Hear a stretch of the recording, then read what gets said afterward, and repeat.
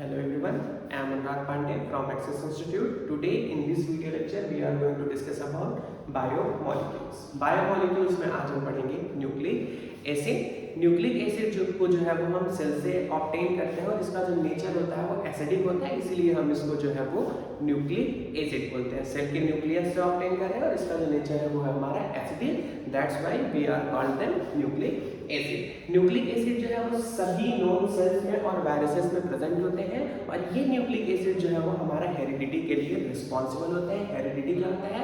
It is a transfer of character from one generation to another generation, यानी कि एक generation से दूसरी जनरेशन में कैरेक्टर का जो ट्रांसफर है ये फिनोमिना ही है हमारा हेरिडिटी। हेरिडिटी के लिए रिस्पॉन्सिबल डीएनए और आरएनए होते हैं। डीएनए जो है वो न्यूक्लिक एसिड हमारे दो तरीके के हैं, पहला है डीएनए, दूसरा है आरएनए। डीएनए का पूरा नाम है D oxy ribonucleic acid, deoxyribonucleic acid, और आरएनए का जो फुल फॉर्म है वो है हमारा राइबोन्यूक्लिक एसिड। तो डीएनए और आरएनए ये दोनों हमारे जो है वो न्यूक्लिक एसिड है और दोनों मिलकर के जो है वो हमारा जेनेटिक मटेरियल बनाते हैं। डीएनए जो है वो डीएनए आरएनए ये जो भी है वो हमारे पॉलीमर चेन होते हैं और ये जो इनकी जो यूनिट होती है दैट इज न्यूक्लियोटाइड। न्यूक्लियोटाइड जो है वो डीएनए और आरएनए की मोनोमेरिक यूनिट है और ये मोनोमेरिक यूनिट आपस में रिपीट होकर के एक पॉलीन्यूक्लियोटाइड चेन का फॉर्मेशन करती हैं और उन्हीं पॉलीन्यूक्लियोटाइड चेन को हम डीएनए और आरएनए बोलते हैं। ये जो न्यूक्लियोटाइड होता है वो हमारा तीन चीजों से मिलकर बना होता है, नाइट्रोजनस बेस, पेंटोज शुगर और फॉस्फोरिक एसिड। नाइट्रोजनस बेस जो है वो हमारा हेटेरोसाइक्लिक रिंग होता है, दो पार्ट में डिवाइड होता है। एक को बोलते हैं प्यूरिन, प्यूरिन जो है वो हमारा इसमें दो रिंग्स प्रेजेंट होती हैं और दूसरे को बोलते हैं पायरिमिडीन, पायरिमिडीन में जो है वो केवल सिंगल रिंग प्रेजेंट होता है। प्यूरिन में का एग्जांपल है एडेनिन और ग्वानिन और पायरिमिडीन का एग्जांपल है साइटोसिन, थाइमिन और यूरेसिल। तो इस तरीके से हम देख रहे हैं कि हमारे पास नाइट्रोजनस बेस प्रेजेंट है।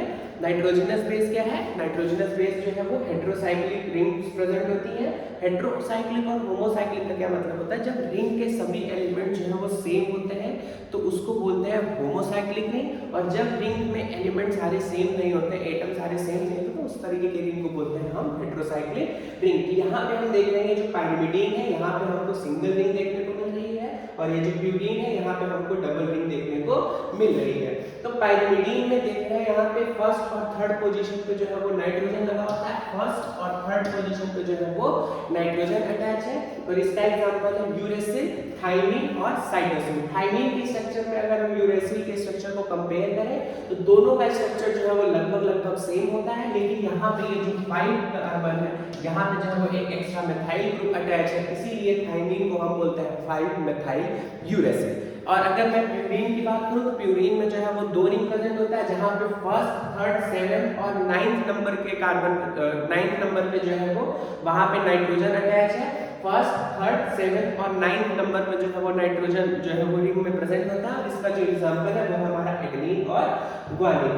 न्यूक्लियोटाइड के स्ट्रक्चर के फॉर्मेशन से पहले हम न्यूक्लियोसाइड स्ट्रक्चर के बारे में बात करते हैं, लेकिन जो डीएनए में शुगर प्रेजेंट होता है वो हमारा दो तरीके की शुगर प्रेजेंट होती है और उस शुगर को हम बोलते हैं पेंटोज शुगर। पेंटोज शुगर में भी जो है वो यहाँ पे दो तरीके की शुगर प्रेजेंट होती है, एक शुगर को हम बोलते हैं डीऑक्सी राइबोज शुगर और दूसरी तरीके की जो शुगर होती है उसको हम बोलते हैं राइबोज शुगर। राइबोज शुगर जो है वो हमारी आरएनए में प्रेजेंट होती है, डीऑक्सीराइबोज शुगर जो है वो हमारा डीएनए में प्रेजेंट होता है। डिफरेंस क्या है दोनों शुगर में जो है वो हम इसको देखते हैं। जो हमारी डीऑक्सीराइबोज शुगर होती है वो हमारी ये जो पेंटोज शुगर है ये हमारा 5 कार्बन शुगर है, यानी कि यहाँ पे टोटल नंबर ऑफ कार्बन जो है वो 5 होगा और यहाँ पे हम देखते हैं इस तरीके से यहाँ पे जो है वो सेकेंड नंबर का जो कार्बन होता है यहाँ पे ऑक्सीजन ग्रुप जो है वो प्रेजेंट नहीं होता यहाँ पे, इसीलिए इसको हम बोलते हैं डीऑक्सीराइबोज शुगर। यहाँ पे क्या है? सेकेंड नंबर के कार्बन में जो है वो एक OH ग्रुप जो है वो एब्सेंट होता है। जब हम राइबोज शुगर का स्ट्रक्चर ड्रॉ करते हैं तो राइबोज शुगर के स्ट्रक्चर में जो है वो हमको यहाँ पे एक OH ग्रुप जो है वो देखने को मिलता है।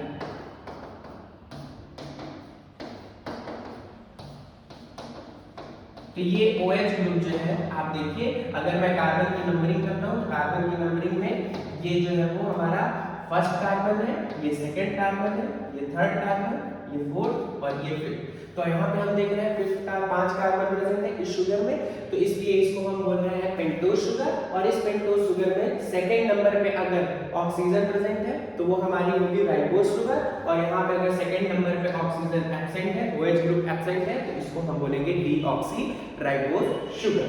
अब हम न्यूक्लियोसाइड फॉर्मेशन की बात करते हैं। तो ये जो हमारा न्यूक्लियोसाइड होता है, ये न्यूक्लियोसाइड जो है वो हमारा मिलकर के बना होता है पेंटोज शुगर से। ये जो हमारा न्यूक्लियोसाइड होता है वो मिलकर के बना होता है pentose sugar plus nitrogenous base. तो देखते हैं यहाँ पे क्या है, ये है हमारा पेंटोज शुगर।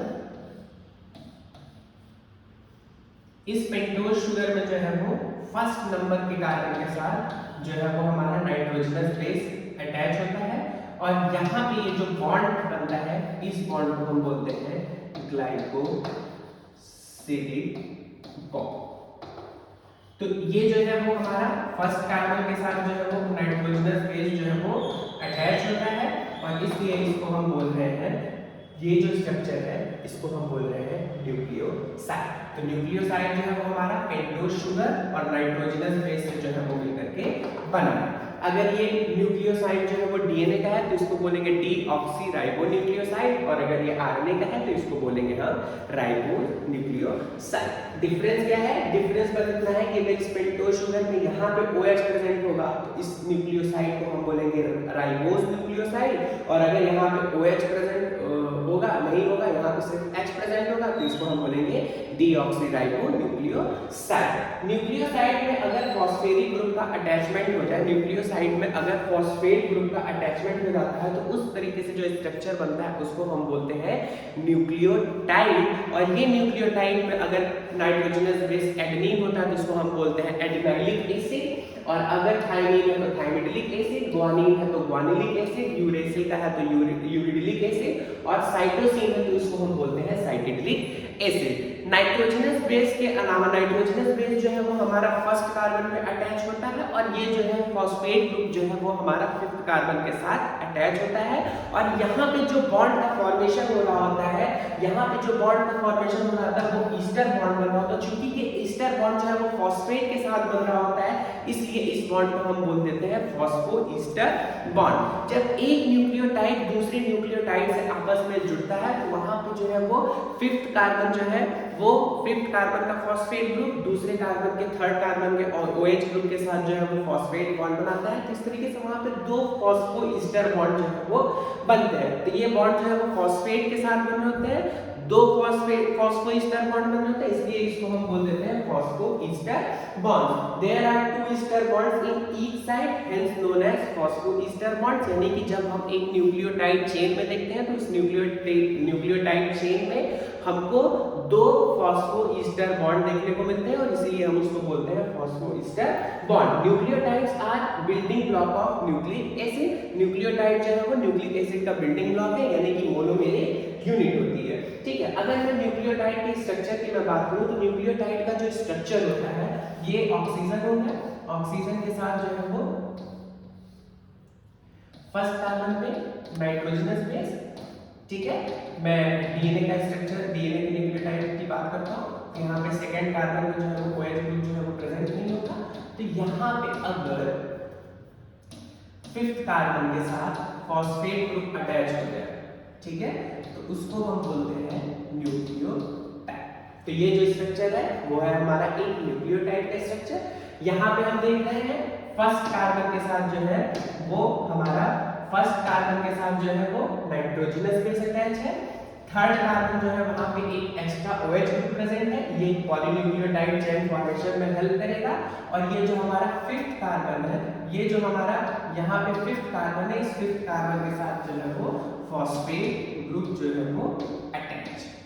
ठीक है, तो यहाँ पे क्या है, ये जो है फॉस्फेट ग्रुप जो है वो हमारा फिफ्थ कार्बन के साथ अटैच है, यानी कि जब फॉस्फोरिक एसिड आता है तो उस फॉस्फोरिक एसिड का जो अटैचमेंट होता है वो हमारा फिफ्थ कार्बन पे होता है। तो इस तरीके से एक न्यूक्लियोटाइड का फॉर्मेशन होता है। जब न्यूक्लियोटाइड से दो न्यूक्लियोटाइड या फिर पॉलीन्यूक्लियोटाइड चेन का फॉर्मेशन हो रहा होता है तो वहां पे क्या होता है, ऐसा ही सेम रिपीटिंग यूनिट आपस में आती है। तो यहाँ पे क्या होता है, हम एक डाइन्यूक्लियोटाइड स्ट्रक्चर फॉर्म करते हैं। इस डाइन्यूक्लियोटाइड स्ट्रक्चर में जो है वो हम देखते हैं किस तरीके से नाइट्रोजन और फॉस्फेट जो है वो आपस में अटैच होते हैं। तो यहाँ पे हम देखेंगे कि यहाँ पे जो है वो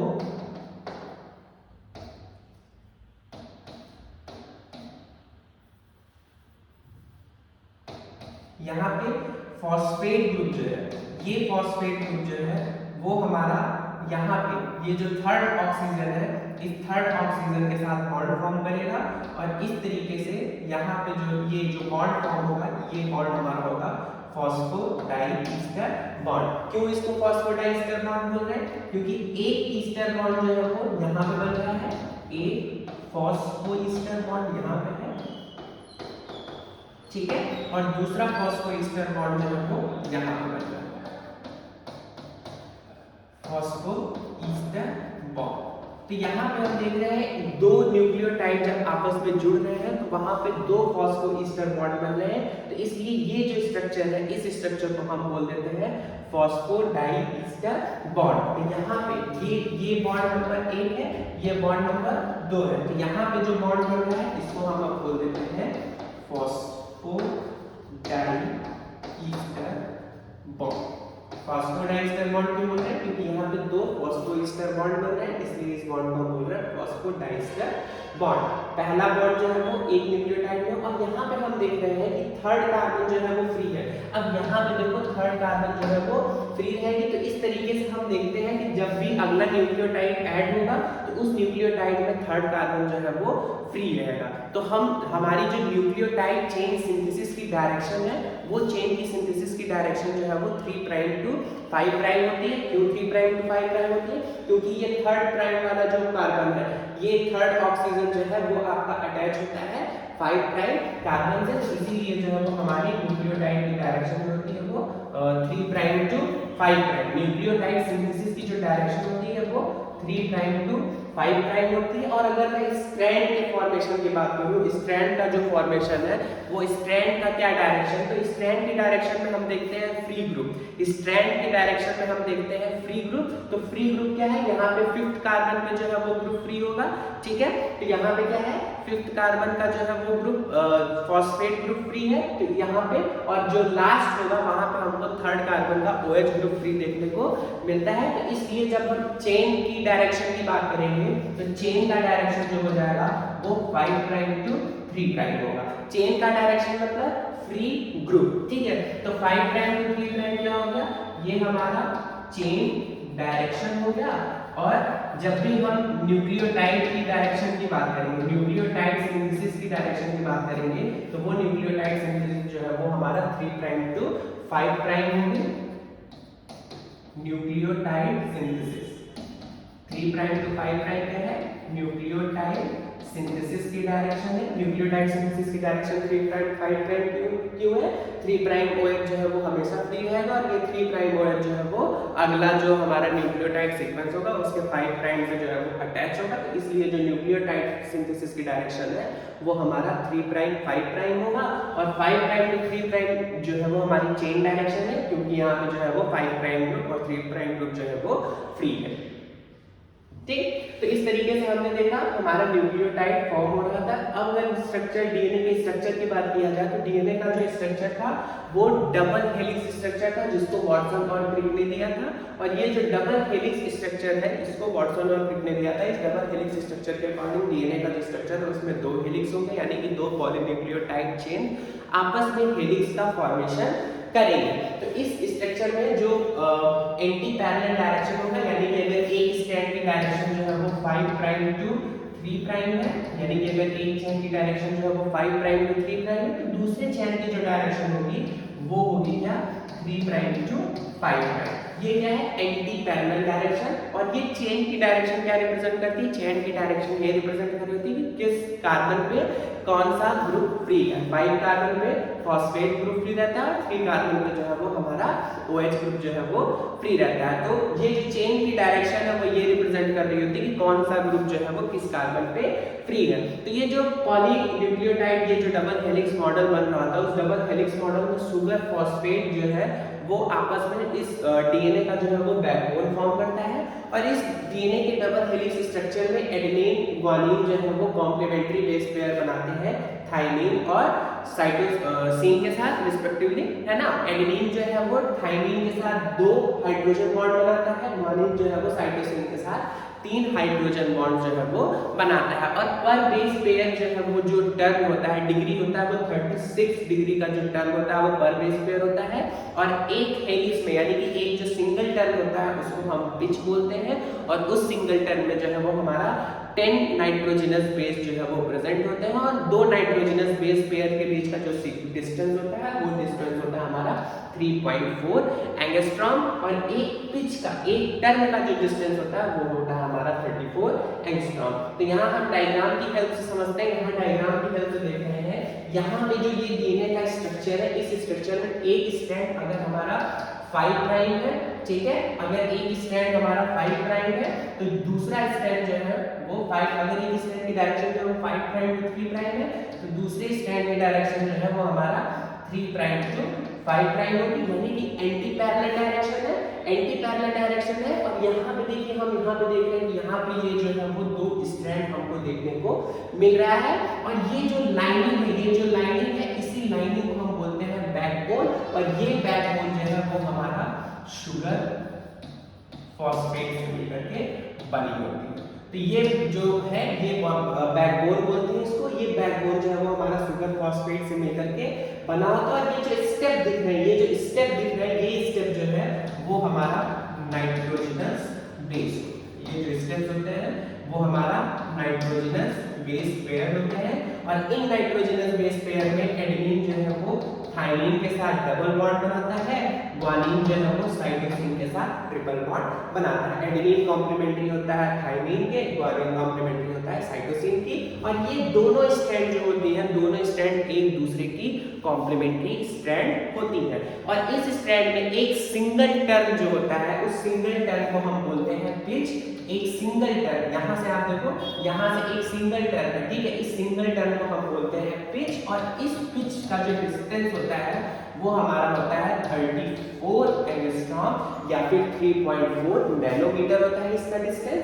और यहाँ पे इसमें जो होता है, ये जो पिच होता है, इस पिच में हमारा 10 बेस पेयर्स जो है वो प्रेजेंट होते हैं। और अगर मैं 2 बेस पेयर के बीच के डिस्टेंस की मैं बात करूँ तो यहाँ पे एक पिच का जो डिस्टेंस है वो है 34 जो है वो एक पिच का डिस्टेंस है। और एक पिच में जो है वो 10 नाइट्रोजनस बेस जो है वो प्रेजेंट होते हैं। तो डिस्टेंस बिटवीन 2 नाइट्रोजनस बेस क्या होगा, 34 divided by 10, that means 3.4 angstrom.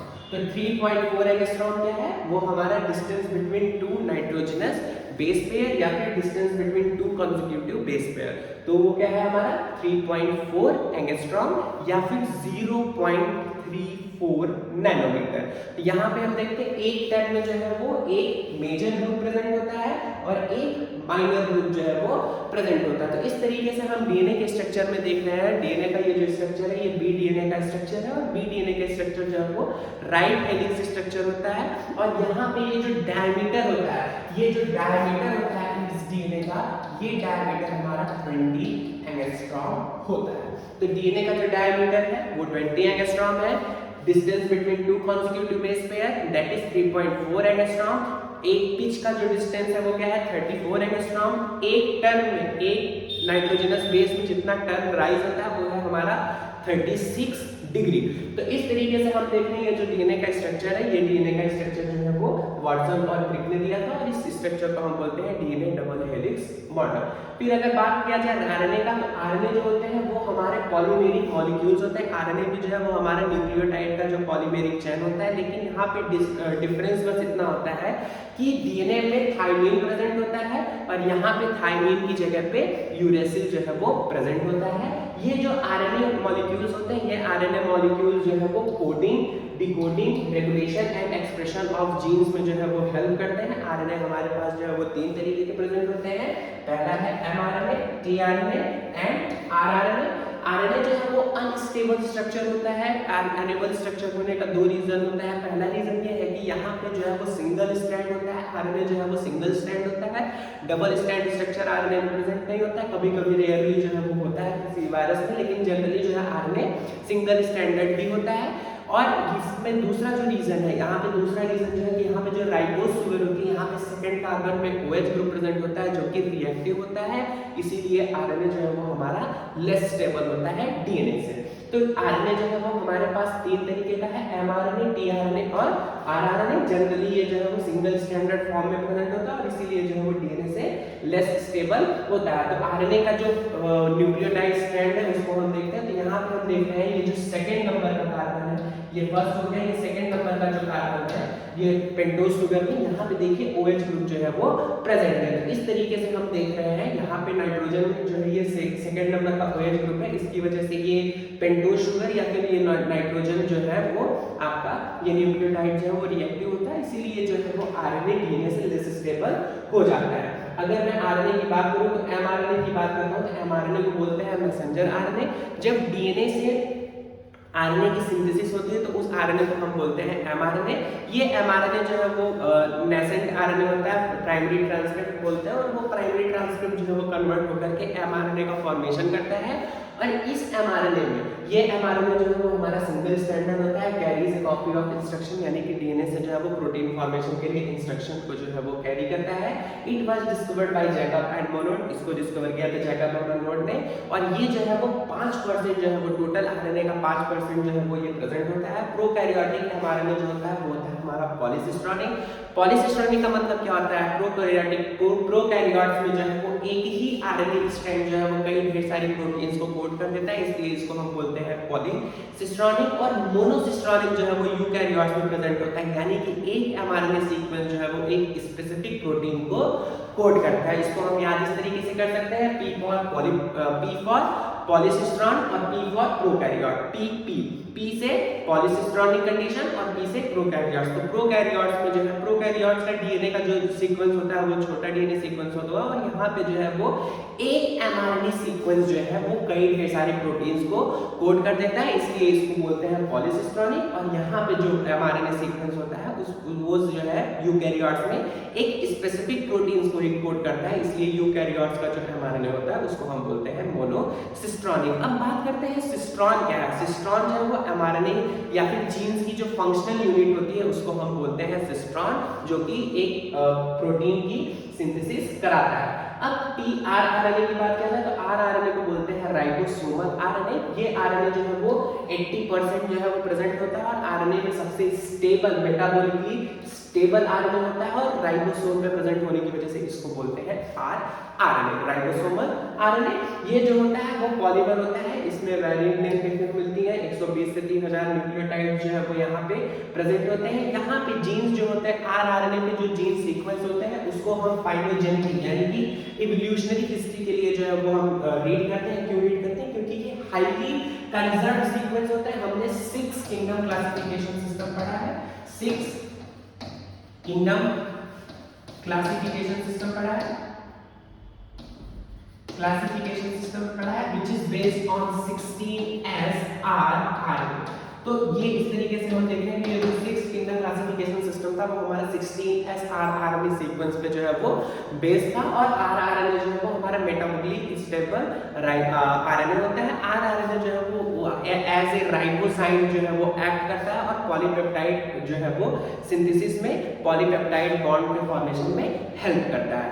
ठीक है, तो इस तरीके से हम देख रहे हैं आरआरएनए जो है वो हमारा मेटाबॉलिकली स्टेबल आरएनए होता है, और 80% जो है वो टोटल आरएनए का प्रेजेंट होता है। और इसका जो यूज है इसको हम फाइलोजेनेटिक स्टडीज की यूज के लिए इसको हम यूज करते हैं। फाइलोजेनेटिक का मतलब क्या है? इवोल्यूशनरी हिस्ट्री के लिए जो है वो यूज करते हैं। और 16S RRNA जो है वो 6 किंगडम क्लासिफिकेशन सिस्टम के लिए यूज किया गया था।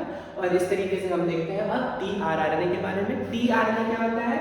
टीआरएनए को हम बोलते हैं ट्रांसफर आरएनए। ट्रांसफर आरएनए का जो हेल्प करना होता है, ट्रांसफर आरएनए क्या करता है, अमीनो एसिड्स को जो है वो एमआरएनए पे जो है वो लाता है, इसलिए जो इसको बोलते हैं ट्रांसफर आरएनए। ये क्या करता है, एमआरएनए सीक्वेंस पे जो है वो अमीनो एसिड्स को ट्रांसफर कर रहा होता है, और ये इसके पास जो है वो एक एंटी कोडिंग सीक्वेंस होता है। ये एंटी कोडिंग सीक्वेंस क्या करता है, एमआरएनए सीक्वेंस के कोडिंग सीक्वेंस को आइडेंटिफाई करता है, रिकॉग्नाइज करता है, और एक स्पेसिफिक अमीनो एसिड जो है वो लाता है। फिर आरआरएनए जो है वो दो अमीनो एसिड्स के बीच में पेप्टाइड बॉन्ड फॉर्म करके एक पॉलीपेप्टाइड चेन का फॉर्मेशन कराता है। तो ये जो है वो हमारा जो है वो 15% जो है वो टोटल आरएनए का प्रेजेंट होता है, और इसको जो है हम सॉल्युबल आरएनए भी बोलते हैं। ठीक है, यहाँ पे क्या होता है, इसका अगर स्ट्रक्चर की बात किया जाए तो इसका जो 3D स्ट्रक्चर होता है, 3D स्ट्रक्चर जो होता है वो इनवर्ट एल शेप का होता है।